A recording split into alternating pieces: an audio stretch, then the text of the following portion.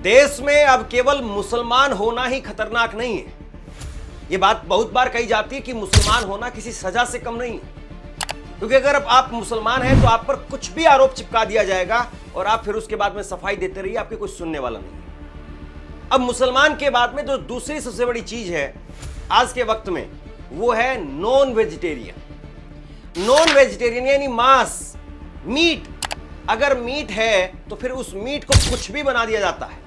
Meet को गाय का meet या किसी का भी मीट बना दिया जाता है। लेकिन अब सबसे बड़ी बात यह है कि वेजिटेरियन खाने में हड्डी डाल करके किस तरीके से षड्यंत्र किया जा रहा था। और यह सब कुछ कहां हो रहा था? यह सब कुछ हो रहा था योगी आदित्यनाथ के गृह जिले गोरखपुर के अंदर। योगी आदित्यनाथ के गृह जिले गोरखपुर में 10-12 लड़कों का एक ग्रुप जाता है एक होटल में खाना खाने के लिए। गौर से सुनिए इस खबर को, आपको समझ में आएगा कि देश को कैसे पंगु बनाने की, देश को कैसे गड्ढे में धकेलने की लगातार कोशिशें की जा रही है। 10-12 लड़कों का एक ग्रुप जाता है खाना खाने के लिए।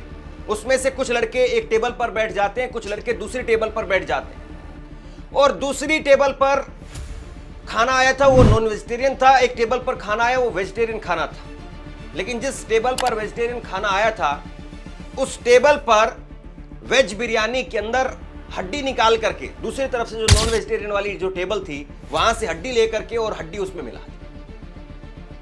सोचिए कि किस तरीके से जो है वो खेल किया जा रहा है। और ये सब कुछ किस लिए किया गया? पैसे नहीं देने पड़ेंगे।